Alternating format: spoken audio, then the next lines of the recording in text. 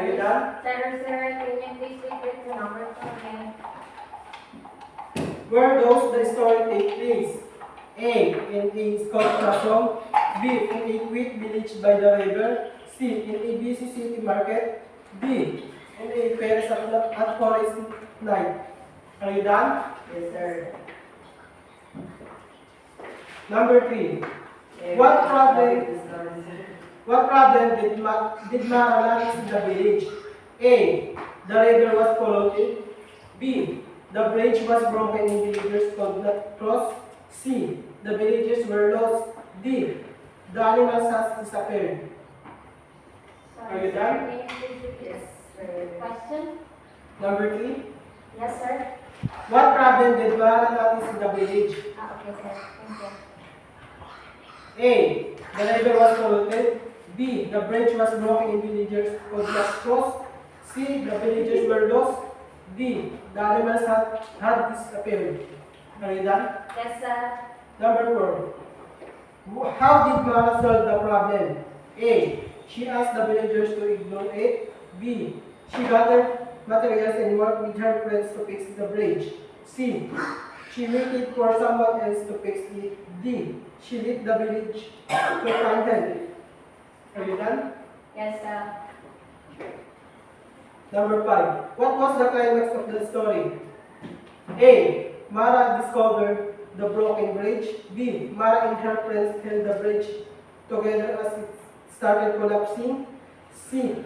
The villagers returned at the beginning. D. Bingo barked at the river. Are you done? Yes, sir. 6. Number 6 na po tayo.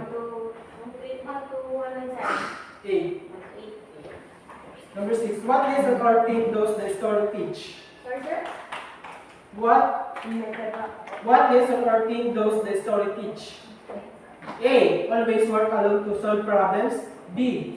Courage and teamwork help overcome challenges. C. Playtime is more important than responsibilities. D. Bridges are easy to fix.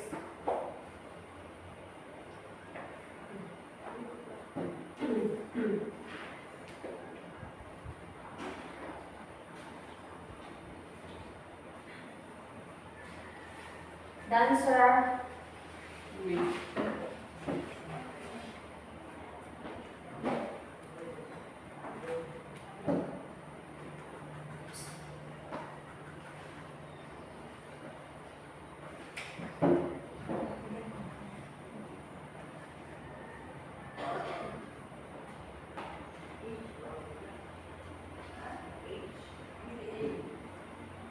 Edit mo ba? I-edit mo siya edit dati. Ano ka lang, kain na ako. Gutom. Ako ano sa? Hello, Jen, ikaw ang pagpagaling ko mo yan. Ang pagkakas Prayer. Ha? Prayer. Kahit anong prayer lang. Wala tayo? English? Kahit ano? Kahit na ng prayer.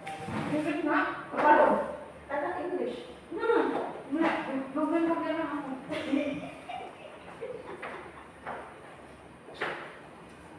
Sabit lang pala ko namin ano na to. Ganun pa rin. So, I will give. Yes.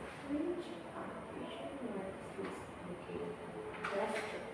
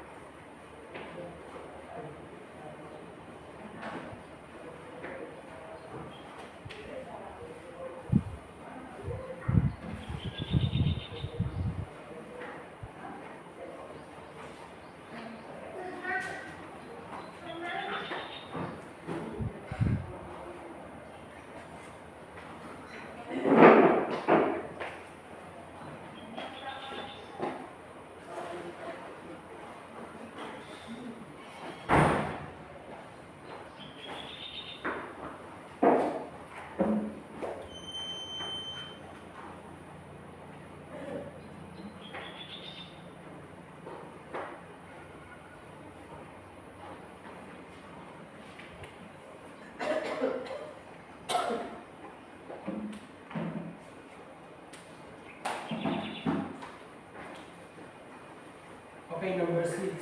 7, sir. 6. Okay, Number 6. What lesson or theme does the story teach? A. Always work alone to solve problems. B. Courage and teamwork help overcome challenges. C. Playtime is more important than responsibilities. D. Bridges are is to fix. Are you done? Yes, sir. Number 7. Which of the following bits describe the resolution of the story? A. Mara gave up because the bridge was too hard to fix. B. The bridge was repaired and villagers celebrated. C. The friends argue about what to do. D. Mara decided to build a new village. Are you done? Yes, sir. Which of the following bits describes the resolution of the story? A. Mara gave up because the bridge was too hard to fix. B. The bridge was repaired and villagers celebrated. C. The friends argue about what to do. D. Mara decided to build a new village. Are you done? Yes, sir. Number 8. If Mara had tried to fix the bridge alone, what could have happened? A. The bridge might have been repaired faster. B. She might have to struggle or fail without teamwork. C. The villager would not notice.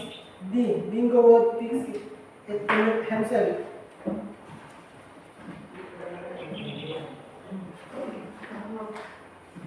Sir, are we going to change our paper? Exchange. Ang meron akong want to end. Wala akong naiintindihan. Ako din. Ay, ito ba ikaw ang nabasa ng story? But it's okay. We're not. Okay. Check our papers. Answer number 1 is B. Okay, number 2, sir. Answer number 2 is B. Number 3, sir. D. Or, 4 ay B. D, dog. B. B, Bawal. boy. oh, di lahat ay di pala yan. B. O, lahat ay B. B? B. B? B. Lahat? Eh, all? Oo, lahat ay B. Eh, B. Ayun mo ba? Hindi ko naintindihan. Hindi Hindi naiintindihan. Pero puro paula eh. Me too. I didn't understand. Oh. Ay balance 6 over 8. Ngayon tingnan mo 5 over 8. Ngayon sabi mo na 7 over 8. Kasama kayo naman kami, sir. Bakit na ka lang yung words